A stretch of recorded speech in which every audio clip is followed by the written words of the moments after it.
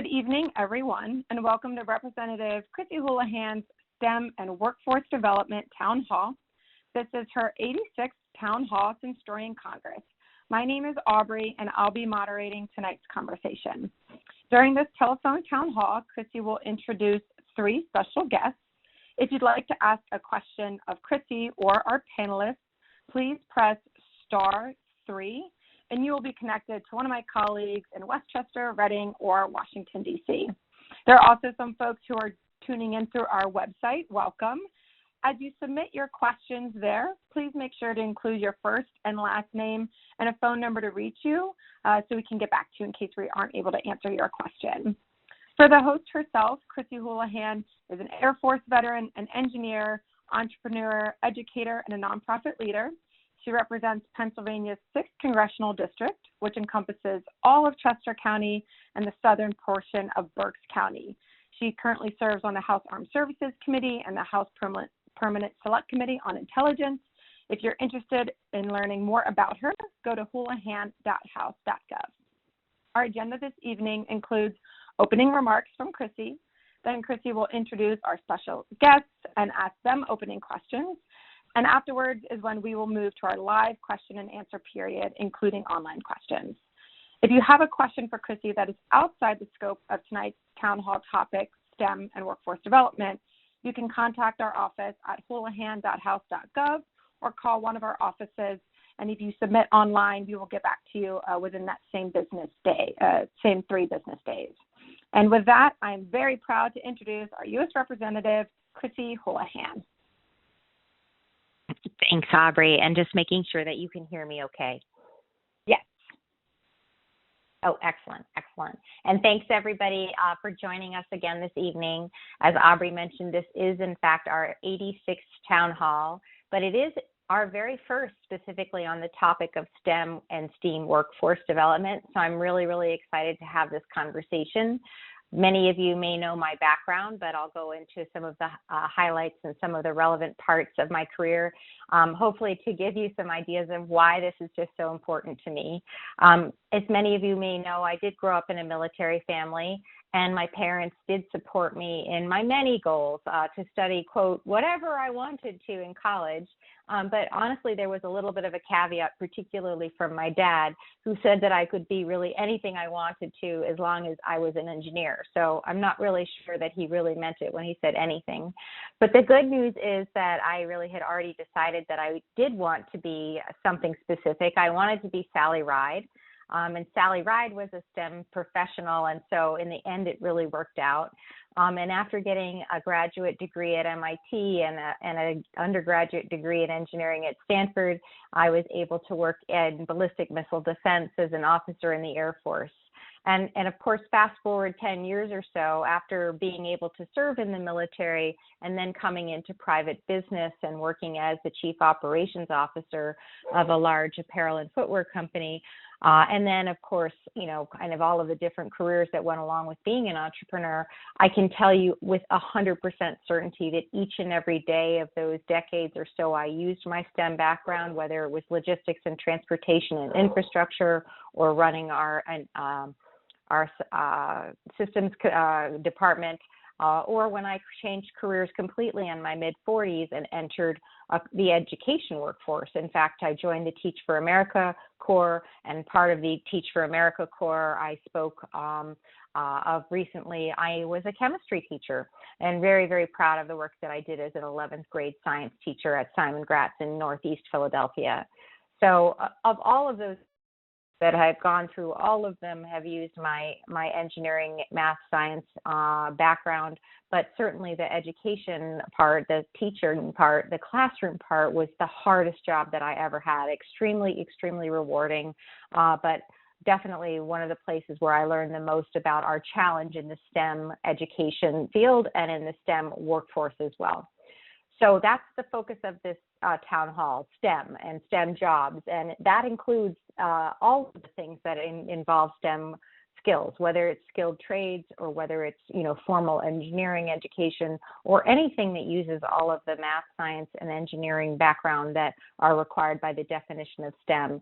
And to that end, a lot of pieces of legislation very recently have been signed into law by President Biden that are focused on this really important aspect of our career workforce, the STEM workforce. And so to highlight just a few of them for you. First, the CHIPS and Science Act, then, of course, the Inflation Reduction Act, or the IRA, and then the Bipartisan Infrastructure Bill, or BIL, in the parlance of some. $4 billion have been invested of private money as a result of these pieces of legislation that have been leveraged to support the STEM sectors in our nation. STEM sectors including semiconductors and electronics, including EV and battery, including clean energy manufacturing, infrastructure in general, biomanufacturing, heavy industry, and of course, clean power. So through these same three bills, according to the White House, some $16.7 billion has already been invested in the public infrastructure or public economy in semiconductors and clean energy. And in total, it's anticipated or estimated that these investments, $16.7 billion, have actually created an estimated 509,000 new jobs. So if we kind of take that down into our own Pennsylvania, the Commonwealth, and our own Pennsylvania 6th, people across the Pennsylvania 6th and employers across the country are taking advantage of those huge investments. In fact, one of our co-hosts today from Piasecki, I was visiting with just today, talking about that those investments will certainly impact the workforce, both local and Commonwealth-wide and nationally, for generations to come.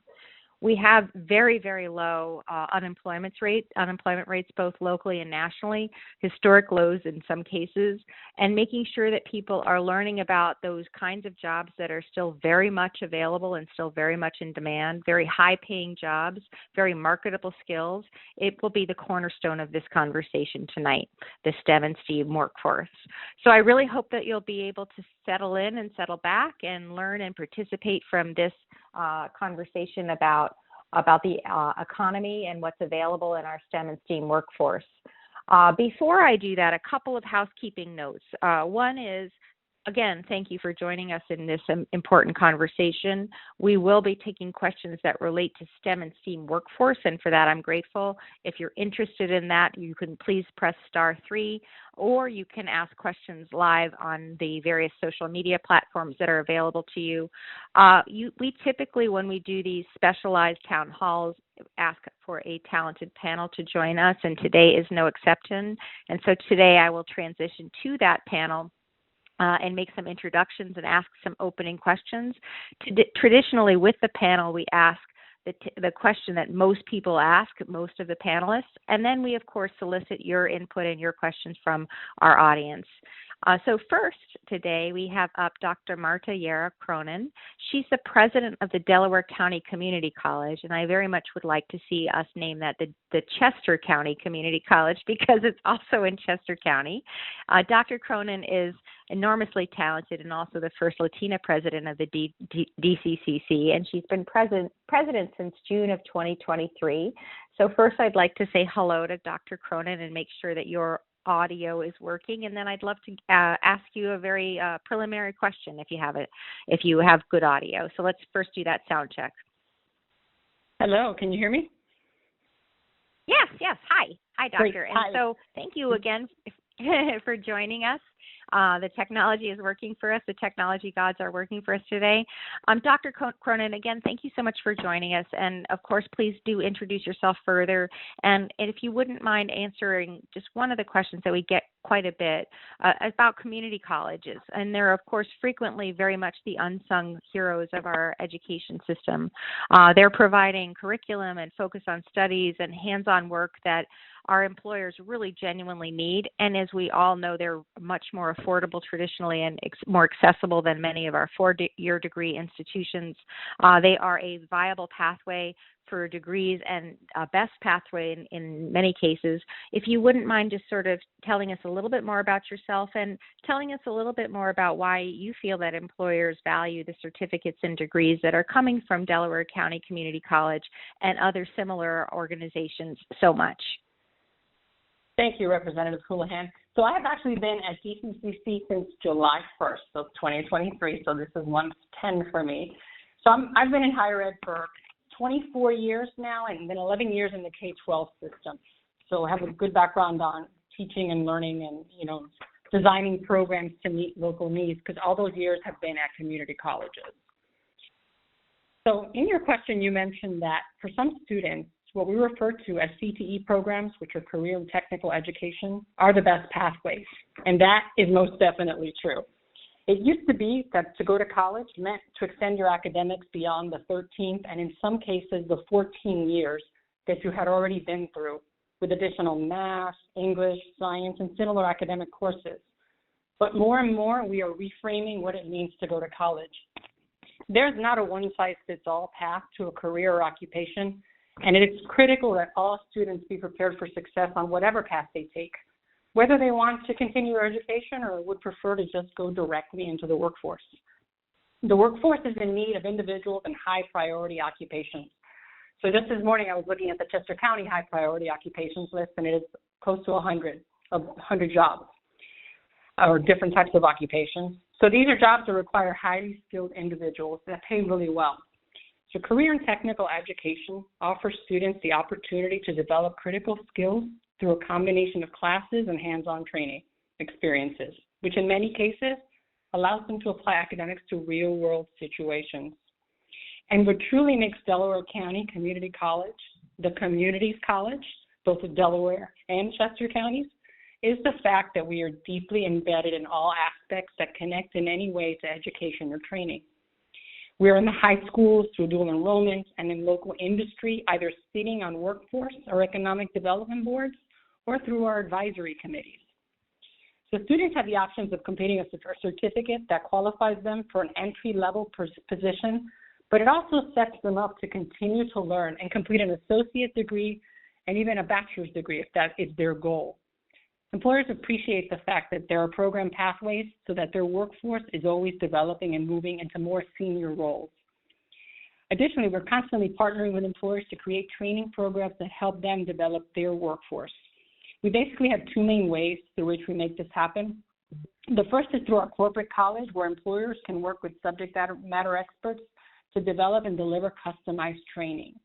And often these training programs take place on site at the employer location. And the other way that we provide training when and where it is needed is through our Collegiate Consortium for Workforce and Economic Development. The Delaware County Community College formed this consortium back in 1994 with a small grant from the National Science Foundation, and the purpose was really to deliver education and training to workers who were displaced by the closing of the Philadelphia Naval Base and Shipyard. The consortium consists of our college, DCCC, Bucks County Community College, Montgomery County Community College, Community College of Philadelphia, Camden County College in New Jersey, and Drexel University.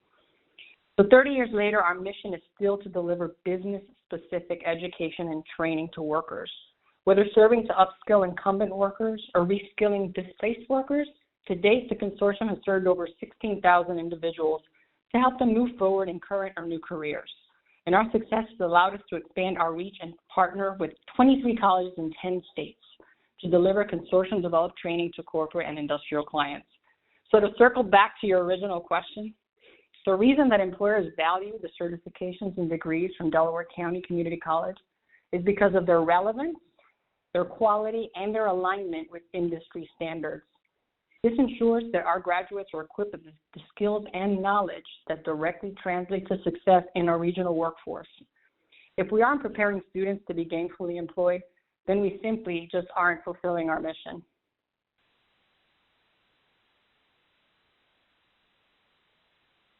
Sorry, I was on mute, making sure that I didn't interfere with you. Thank you so much for that amazing introduction. And I know that we've enjoyed the opportunity to come and visit and to talk about all the great programs that you have. And I think that you hit on a lot of important things, which is it's sort of continuing education as well as specific, associate's degree and specific opportunities, and even in some cases, 4-year degrees. And also one of the things that has definitely hit us, at least me, in the last 5 or 6 years, is the importance of making sure that every person finds the skills that they need in an economy that needs their skills.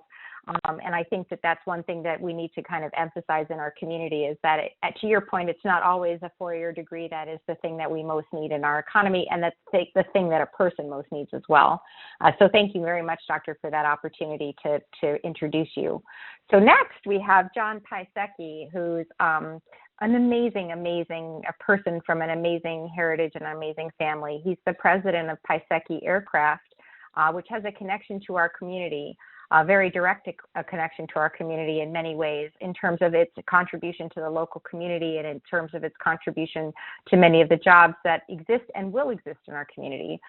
Just a year ago, I was really lucky to be able to attend the opening, the ribbon cutting of the Heliplex Center in Coatesville. It's been really, really great to see its impact on southeastern Pennsylvania. Was there again just today talking about many of the ideas and technologies that are being innovated on and developed and manufactured right in our backyard in Piasecki, and many of the awesome hundreds of job opportunities that are and will be available to us in our community. So first, I want to just thank Mr. Piasecki, John, and make sure that you can hear me and that I can hear you. Yes, Chrissy, I'm with you. Oh, awesome. Hi, John. So for your kind of entry-level question, I mentioned that it's been a year since that official ribbon cutting in Coatesville. And I mentioned that you have just this really remarkable family. And we spoke just today about your dad, who was the founder of Piasecki Aircraft in 1955, and an enormously accomplished pioneer in vertical lift, in the aircraft that are the helicopters of the world. So in your view now, as the president of this really innovative company, what is the role that you feel that STEM education has in the continued success of our country's economy, the continued strategic place that we have in the world? Well, it's absolutely critical, Chrissy. If I was to make an analogy, you may have a brilliant idea, a very innovative concept, and if that's the seed, STEM education is the soil into which that seed needs to go in order to grow and turn into reality. My father's company, but plenty of other companies in the United States, all started with dedicated, innovative people. What the reality of or the process of bringing those ideas to reality requires a passionate, dedicated workforce with the technical knowledge and training to be able to take on the big challenges of bringing something new to fruition. And we're absolutely committed to it. We have a very active internship program at Piasecki Aircraft where we bring on about 10% of our employees are college interns, and they get involved, in many cases mentored by more senior engineers or mechanics or what have you, and they learn the trade by actually doing. And they get involved in technology demonstration projects, flight demonstrations, etc., and they get exposed to not only the specific knowledge, but the methodology of creating in an advanced technology environment. And if you couple that knowledge of how to do things with passion, it's amazing what young people can do. So we think it's critical. And at the younger ages, in the grade school arena, I think it's really important to be able to give kids exposure to these opportunities early, so that they can dream about doing these really neat jobs. And to that end, we most recently worked with the CCEDC group to support STEM innovation, and I think we had students from the Coatesville area school district come and visit, and they got to tour the heliplex, and they watched demonstrations that our engineers were putting together, and learn from structures team about what it takes to build aircraft. And we just love the opportunity to show students how innovation comes to life, and encourage them to pursue careers in the STEM world. So we think it's important, and it's part of our mission to bring the next generation along. Thank you so much. And I think what's so remarkable about you, I had the opportunity this morning to start with the GVF, Greater Valley Forge Transportation Group, talking about all of the really great things that we're doing in infrastructure and in transportation. And there was a lot of references there to one of my favorite people, Walt Disney. And I dressed up as Walt Disney when I was an 8th grader and was asked, everybody was asked to dress up as a hero. And for me, Walt Disney is one of those people. And you're similar to him in that you're both a dreamer and a doer. You have the ability to sort of articulate, and I think this may be genetic, your vision, but also insist upon it being done. And I think that that's not dissimilar from Disney. And I think one of his quotes, and I'm going to completely butcher it, was something to the effect of, "It's not enough to talk about it, you have to do it." And so I'm very, very appreciative to you, John, for bringing that spirit of entrepreneurism and the marvel for science and technology and engineering and mathematics to our community, and to hook in and loop in our next generation. So thanks very much for joining us. And before I move to our final but not least panelist, I just want to remind our folks who are on the line, if you do have a question for our panelists or for me about STEM workforce development, please do make sure that you hit *3 or type your question into the social media platform of your choice. The last person that's joining us, another really, really great friend of our office, Mr. Bill Adams. He's the president and assistant business manager of the IBEW, number 654. Very excited to have you here as well, Bill. Would you mind just letting me know that you can hear me and I can hear you? Yes, Chris, good evening. Excellent. Hi, Bill. We've had the chance many times to talk about the importance of skilled trades over the course of the many years that we've gotten to know each other. And the IBEW, or the International Brotherhood of Electrical Workers, where you're the president of the Local 654, is of course at the very forefront and the center of expanding operations and diversifying your membership. We've talked about that a lot, creating apprenticeship opportunities for our community, including of course our veteran community as well. We talked before about the fact that I'm an engineer and very much appreciate the work of engineers, but we have always talked about the fact that STEM jobs go well beyond formal engineering education. If you wouldn't mind talking to us a little bit about first introducing yourself further if you'd like, but also what the benefits are to participating or engaging in an apprenticeship program, such as the programs that you all offer at IBEW, that would be terrific. And welcome again. Thank you, Chris, and thank you for the opportunity. Good evening, everyone. My name is Bill Adams. I am the president and assistant business manager with IBEW Local 654. Since 1939, IBEW 654 has been improving Pennsylvania's infrastructure, both in Delaware and Chester counties. Our members go to work building and renovating America's aging public schools, hospitals, colleges, manufacturing facilities, substations, you name it. We've been around, we have since 1939, like I said, but we have a collective bargaining agreement and we have contractor partners. So myself, I represent the local union as the president. I'm pretty involved in a lot of the committees, a lot of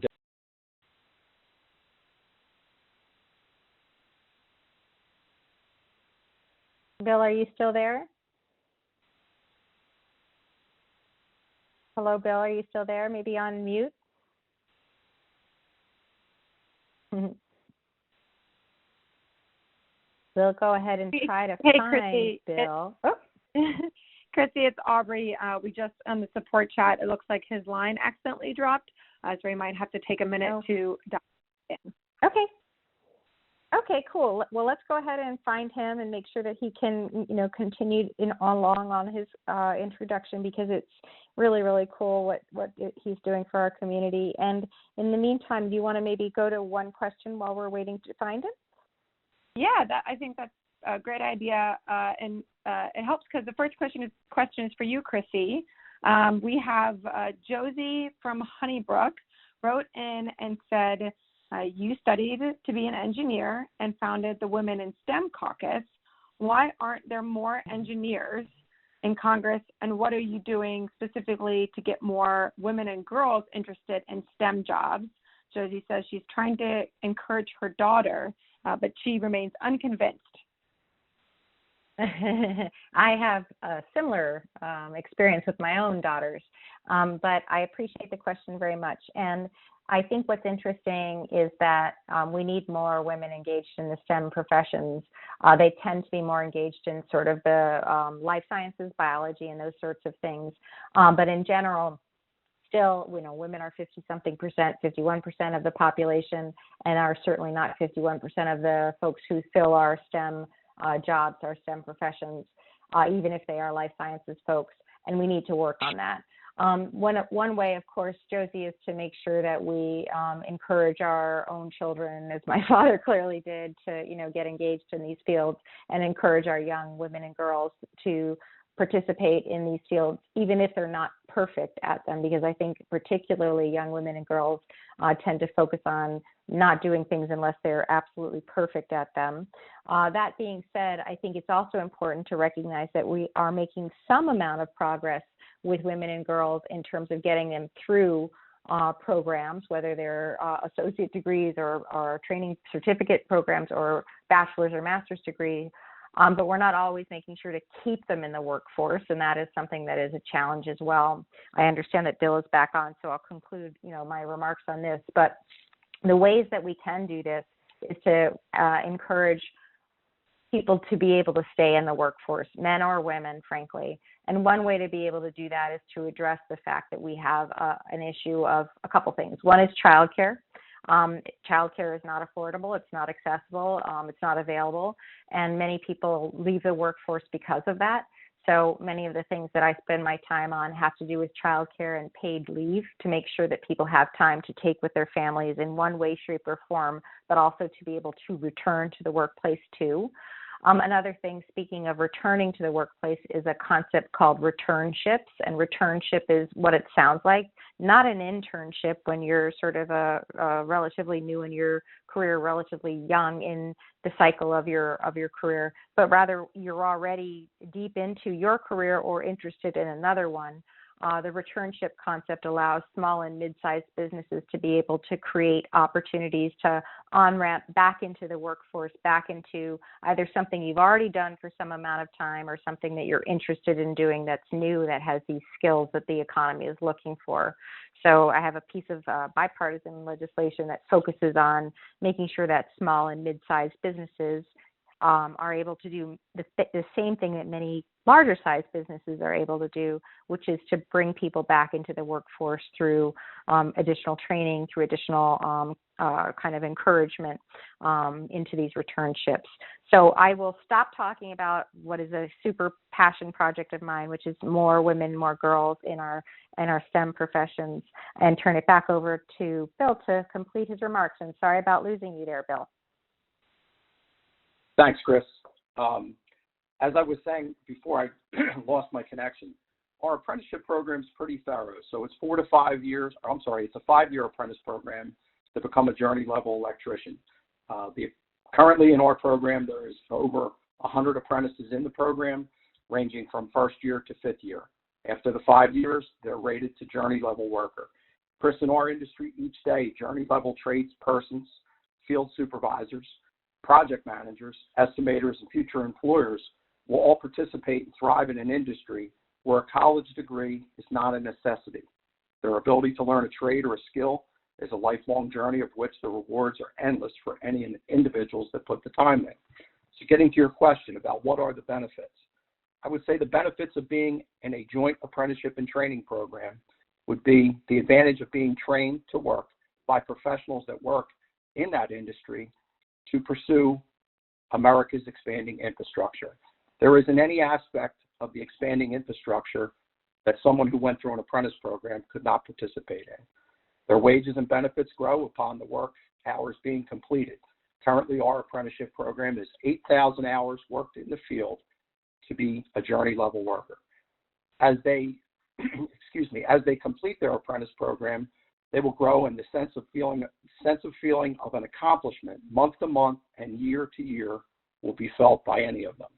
It is a 8,000 hours, roughly, you're talking about 1,500 to 2,000 hours a year worked in the field with our employers. And at the same time, they'd be asked to attend school in the evening, 2 nights a week, and then possibly take safety classes and different things on the weekend. So, Chris, as you mentioned earlier when you first got on the phone, with the coming of the Infrastructure and Jobs Act, the Inflation Reduction Act, the CHIPS and Science Act, the IBEW itself is committed to train workers for those industries to participate in each of those things that Washington and President Biden has put before us. Projects like broadband and rail and clean energy and battery technology, data centers, semiconductors. We believe we are training workers to work on every one of those infrastructure projects, anything that comes to Delaware and Chester counties. We believe that, a career in the trades is a lifelong career. I can tell you that, myself, I started years ago, 1985. So I've been a member of IBEW 654 for 39 years. I did my apprentice program as a younger guy, but I've worked out of the local for a total of 39 years. And that's common, Chris. You will see people who have worked out of the union halls as a tradesman for 25, 35, and in some cases 40 years. They're working and earning a living, having a nice life for their family. They're earning good wages, and they're also earning very good pension and medical benefits for their families. So, at the end of the career, when they get to be approaching 60 years of age, a lot of them retire with very good pensions because they put the time into it over the years. And all that comes at no cost to the taxpayers. These are all privately funded medical plans, privately funded training programs, and privately funded pension funds.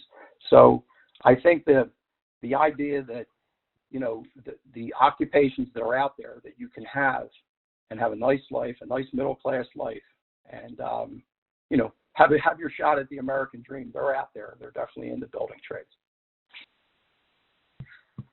Yeah, thank you, Bill. And I know that that's true. And I also know that over the last 5 or 6 years that I've been able to kind of get to know you and the IBEW and other similar organizations, your passion for apprenticeships and journeyman training, all of those kinds of things for, as you said, like a real path to a really, really comfortable lifestyle is real. And I think we've made some progress in convincing folks that every very comfortable lifestyle doesn't come through a 4-year degree. So I think we've made some really good progress there. I'm certain we'll talk about that a little bit more. So now we've introduced everybody and are a little 2 or 3 minutes behind our schedule right now. But right now, for those who are new to our town hall experiences, particularly our telephone town halls, is when we transition to asking for your questions. And a reminder, if you have one, to make sure you're hitting *3. Or that you're using the various platforms of input that you have to ask the question. But we'll turn it over to Aubrey to see what kinds of questions that we have in the queue. Thanks, Chrissy. For our next question, I'll quickly turn it right back over to Bill. This one is for you, and it's a 2-part, Chrissy, and the second question is for you. So first, for Bill, Alex from Thinking Spring says, if I enter into an apprenticeship program, what kind of job security can I expect? Again, he wants to know if he's in one of these apprenticeship programs, what type of job security does that come with? No, that's a good question. Construction industry is cyclical by nature, so there are ups and downs. I can tell you in the time that I've been in the local in 39 years, I've only missed a couple months worth of work. Our members have the advantage of being an IBEW member. If work in local 654's area is slow, they can go to work in surrounding jurisdictions. I've worked as far away as Pittsburgh. We have members that work Wilmington, Delaware, Philadelphia. They might work in Trenton, New Jersey. There's always work in the area, even if there isn't work in your local. Does that answer your question? No, that sounds great. Sounds like a good answer to me, Bill. Thank you. And then, Chrissy, the Aubrey, second do part you have any other questions? says, while four-year college and community college are certainly great avenues to receive the necessary education for STEM jobs, what are some other ways that you can pursue that as well? Yeah, and that's a really good question, and I'm hoping that we can. In the military, there's a expression, foot stomp, kind of like double click or tap on or emphasize that there really is quite a lot going on that isn't about the four-year degree programs. In fact, there is, as we've mentioned, quite a lot going on with apprenticeships of one form or another. There's a piece of legislation called the National Apprenticeship Act that has now passed the Congress a couple of times, and I hope that at some point it will become law. If you guys follow your schoolhouse rock, it has to be passed by both the House and the Senate before it can be signed by the President.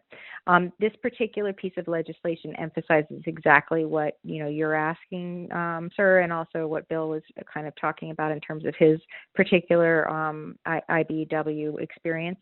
It allows $400 million for the fiscal year 2025, as an example in this case, increasing by $100 million annually to make sure that at some point we peak at $800 million in the fiscal 2029 level to fund and help and expand apprenticeship programs. Because as Bill mentioned, we have so much demand signal, emanating from the IIJA or from the IRA or from the CHIPS and Science Act, but we need to make sure that we're meeting that demand signal with people coming into our workforce.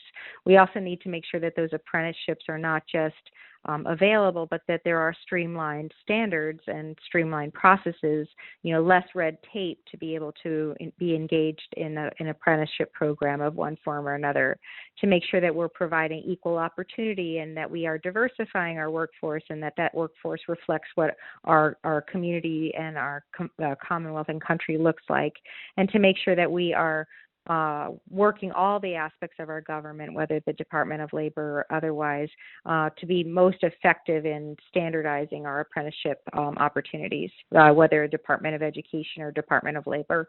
So this is a piece of legislation that I think is helpful. That's something that Congress can and should do to be able to prime the pump on places like our apprenticeships that aren't necessarily professional degrees. And I'm hopeful that at some point in time we're able to continue to pass that kind of legislation as well. And I thank you very much for the question, and I'll turn it back over to Aubrey to see if there are more questions in our queue. Thank you, Chrissy. We do have a few more in the queue, and the next question is going to go to John. So John, a local resident in Coatesville, actually, Stephen, wanted to say thank you for coming to Coatesville, bringing jobs.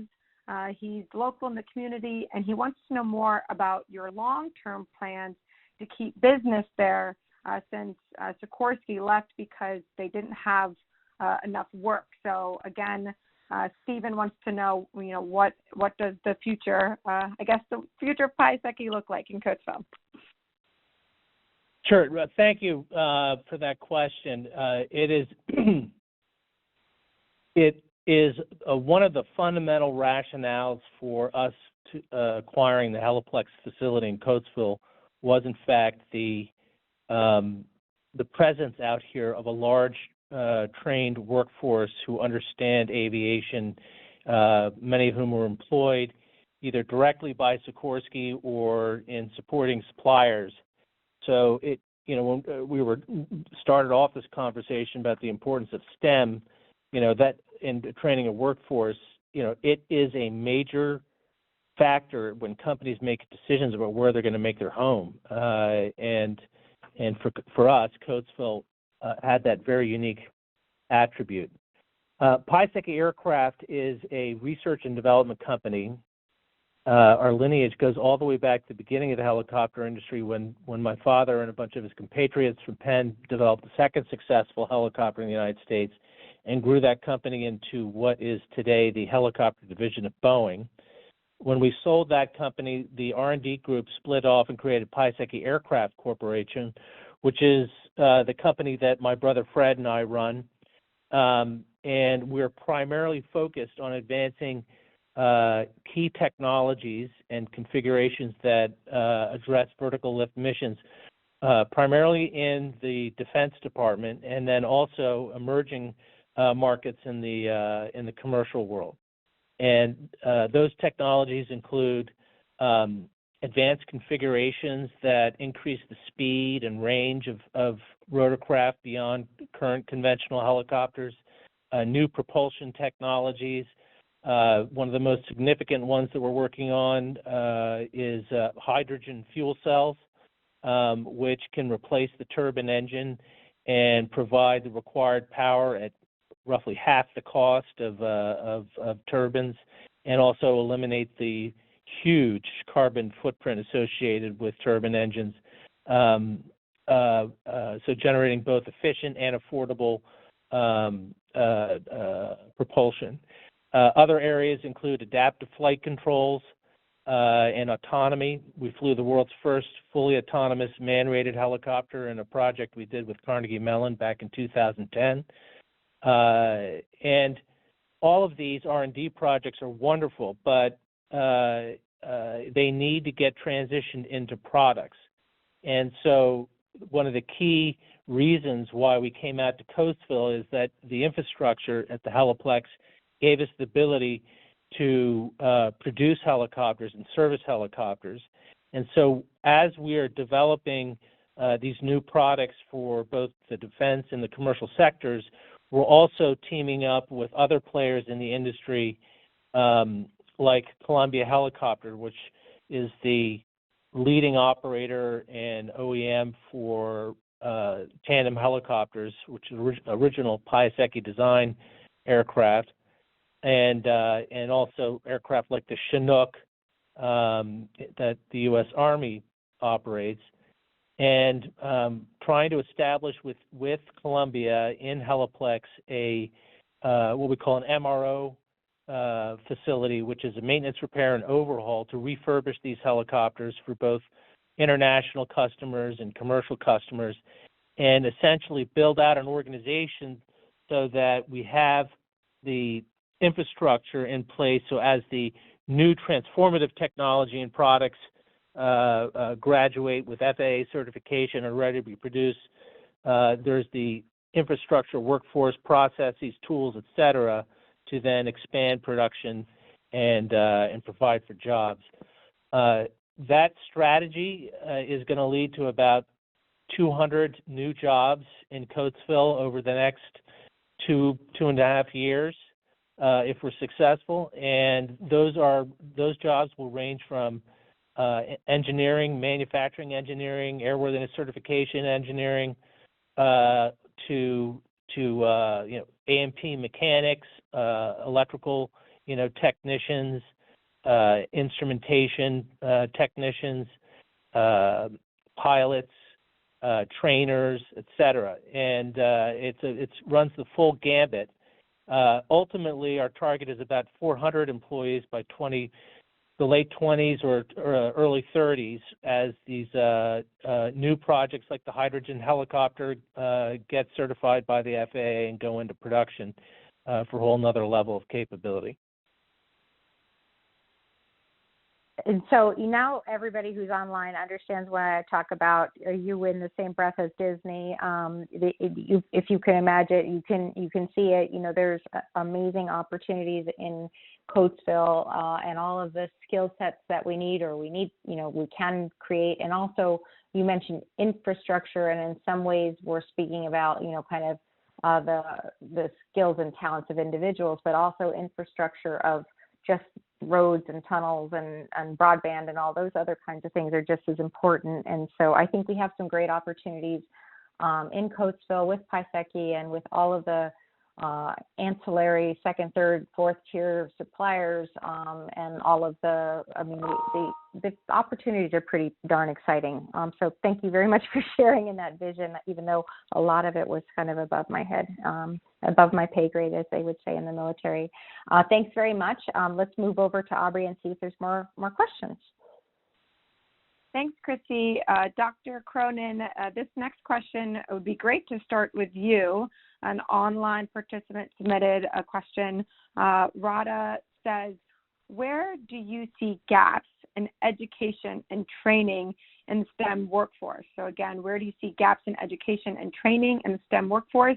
If you can speak to your work at the Delaware County Community College, we'll begin with you. Hi, sure. There are a lot of gaps. If you take a look at the critical high occupations, high priority occupations list for all our counties pretty much in Pennsylvania, you'll find that there are a lot of STEM careers that don't have enough training or availability. A lot of institutions are not qualified or don't have the personnel to be able to do that. In some cases, there's not enough interest. And to Representative Houlahan's point, we need to really get out there and get girls and more people interested in these types of careers, because these are high-paying careers. But back in the day, they were seen more as like manual labor careers, which is fine because we need those people. But I think that's part of the problem. We have availability.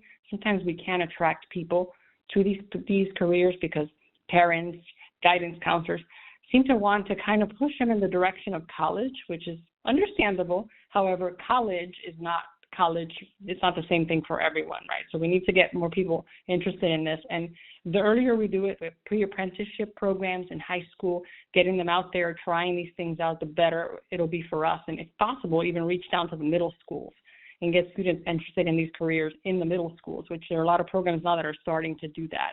And I know DCCC is looking into getting into more of that. But I think it's critical. The younger the age, the better. And that's one of the gaps. I think we wait for kids to get to high school and try to determine what it is that they want without real exposure to what these types of careers can bring them and what kind of, enjoyment they can get out of doing them. Yeah, and thank you so much, Doctor, for that really important insight. I know some of the conversations that we have when we're in schools, K through 12, is to make sure that, as you mentioned, teachers, guidance counselors, parents really understand that there are many opportunities within our community and within our Commonwealth and country that require not necessarily the 4-year degree, as you mentioned. And also, there is the K through 12 experience that could benefit from different kinds of skills. Statistical modeling, as an example, mathematical modeling is something that I believe is missing in our curriculum, our K through 12 curriculum, and have had the opportunity now twice to pass a piece of legislation with my colleague Jim Baird from Indiana, a Republican from Indiana, that focuses exactly on this, being able to give curriculum opportunities to kind of hone in on some of the skills that I don't think our K through 12 are delivering, so that you don't have that getting to you at the community college level or the 4-year degree level, or Bill, at the trades level. And so there still is a lot to do even before people become, grown-ups in making sure they have the skills. And before we move our conversation on to the next question, I wanted to check with our other panelists to see if you might be interested in reflecting on what are we missing, when you're hiring people, when you're looking for tradesmen, what skills are we missing? Chrissy, I think that's a great question. I think that the community college, as the doctor said, they do a great job preparing people for careers in the area that are, well-paying. I think the thing that gets lost too sometimes with careers in the trades and technical skills is the debt. So, when you enter into an apprentice program, a pre-apprentice program, a career and technical program, there's a strong chance that once you graduate from that, you're going to be debt-free. There's not going to be hundreds of thousands of dollars in loans that you have to pay back while you're working. And then as you graduate from the programs, you're kind of pretty much starting with a clean slate. And I think that's an important thing to point out to younger people, and as well as parents that have kids looking at careers. Yeah, I agree. And, kind of making sure that, and we've talked about this before, a lot of the apprenticeships and trades pay for themselves. And actually, frankly, a lot of the unions who provide the opportunity for apprenticeships help pay for the next generation, to come up and to learn alongside them. And it's a really virtuous cycle, a virtuous circle that I think that we should all be grateful for. And as you've also mentioned, great pensions and great opportunities. I guess, is there anybody else who'd like to contribute to kind of what's missing? What I would say is my experience having been kind of around our community is something literally as simple as I went to and was learning how to lay tile a couple of years ago. And in the experience of learning how to lay tile, I was watching one of the workers write on the back of a piece of plywood a mathematical equation to make sure that the literal math is right. And something as fundamental as basic literacy, basic numeracy, is something that we all take for granted, but definitely something that we're missing. And so I know a lot of the work I do in Congress is focused on making sure that we have those baseline skills to be able to build into whatever it is that people want to do. But before I leave this question, I want to make sure that everybody has had a chance to contribute who would like to. Well, Chrissy, it's John. I would add this to the agenda for educating our next generation workforce, and that is that there is a character component to becoming a successful. I don't care if you're an engineer or if you're a tradesman. If you're doing work you love, you never work a day in your life, and the pride and actual personal satisfaction that people garner from being part of something bigger than themselves and creating and producing, making things work, is a tremendous plus in satisfaction. But along with that comes a required discipline in getting the job done, not doing it halfway, doing it the full way. And in a lot of ways, that is even more important than the technical training is developing character in both in our families and our education system that teach kids to get the job done, to take pride in completing the task at hand. And with that raw material, Bill and his team can train the best, electrical workers, and Piasecki can train great future engineers, but you need the raw material. Yeah, and just today, right before this call, we came back from a trip to Phoenixville High School where we've been able to be helpful in saving and resurrecting their JROTC program, and spoke to a lot of their students, their young folks there who were really inspired by and motivated by the JROTC curriculum, for lack of a better way of describing it, kind of the life skills that they got and the understanding that they got about exactly what you're talking about, responsibility and leadership and followership and citizenship and, all of those kinds of things were important. And you're right. I think that with a baseline of skills and also a baseline of civility and decency, we can go pretty far. I know we only have a couple more minutes. I'm going to turn it back over to Aubrey to see if we have a final question or if we're out of time. I'm not certain exactly where we are in our timeline. We've got just a couple more questions, so hopefully we'll be able to get through both of them. So very quickly, for Dr. Cronin, again, a question. I'll start with you. We've got Myra in Kennett Square, and she has been working in the service industry for about 5 years and is looking to do something different. But given the fact that so many STEM jobs can be male-dominated, she's not sure if the tech world is right for her, and she wants to know if you have any suggestions. So, Dr. Cronin, that is a question for you, if you're able to. Sure. So I would love to meet you and have you come out to our Advanced Technology Center on the Marple campus, where we have a lot of the programs highlighted, where you can actually see and talk to female instructors who are in these careers, who have been in the career, and that's why they're now instructors.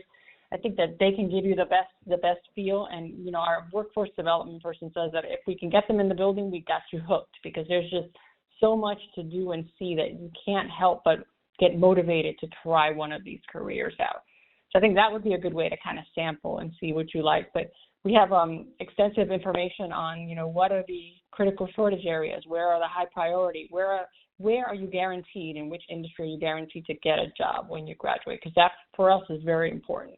We don't want to train you for a job you're not going to get, right? So we know we have all these industry partners, and sometimes we can get you in there to do an internship. So it really is just a matter of determining what kind of STEM career you want to go in. And it doesn't matter that they're male-dominated, because it's going to take more of us to make them non-male-dominated anymore.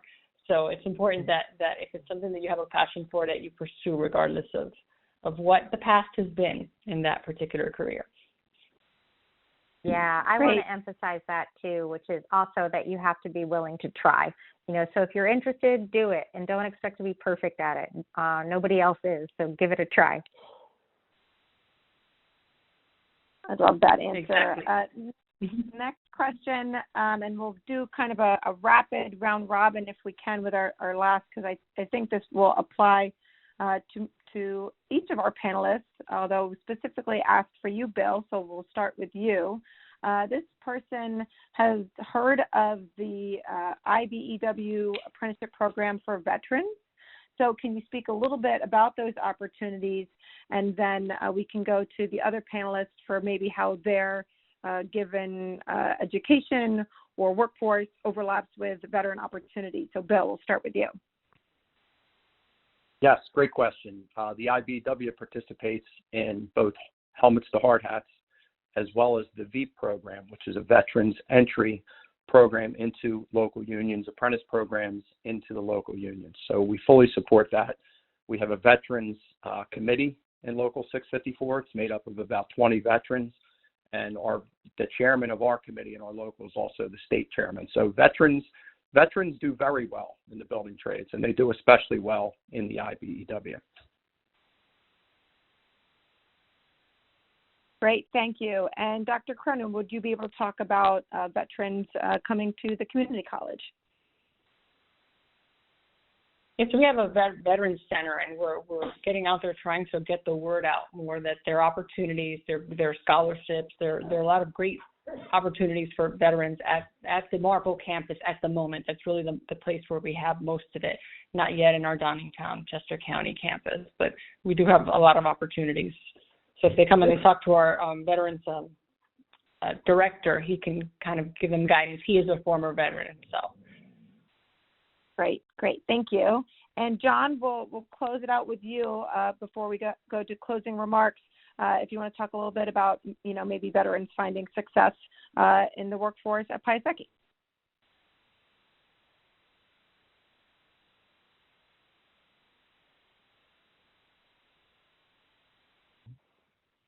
I'm not sure if we lost John. John, if you can hear us. No, I'm sorry, I had my mute on.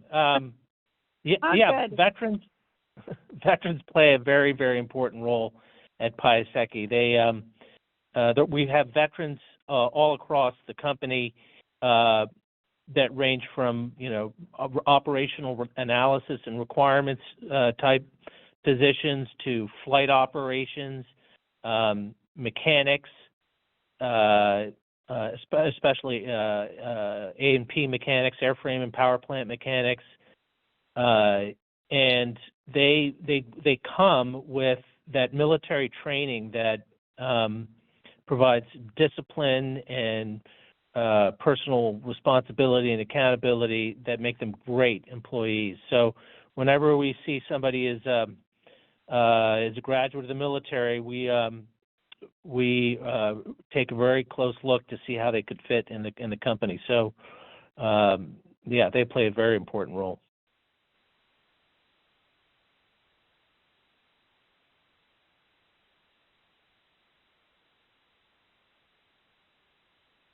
Aubrey, there. Did I lose you? Yeah, can you hear me? I can hear you, yes. Aubrey, are you still there? Yes, I am. I was just saying that wraps up all of our online questions. So with a minute to spare, we'll be able to turn it back over to you for closing remarks. And thank you. And I'll try not to take much more than a minute more of your time and finish out the evening. Thank you again very much, Aubrey, and of course for my entire team, because behind the scenes there are a lot of folks who are working on the lines to make sure we get to your questions, and to our guest panelists, of course, for joining us, and to all of you all who are on the lines who have attended. These conversations, whether they're in person or virtual in this way, are really, really important. They're important to me and to our office. We want to make sure that we have the chance to engage with our community members every month, and that's part of our commitment to you. It's also important to us that we focus, that we focus on specific issues that are of importance to us, and that we do it in a professional and a really civil and decent way. And this particular time, we've had the chance to talk about the STEM workforce and a lot of the advancements that we're making at the federal and state and local and company level as well. So one of the things I would ask of you is, if for whatever reason we weren't able to get to your questions, we will make sure that we get to you within a couple of business days, 2 business days to be specific.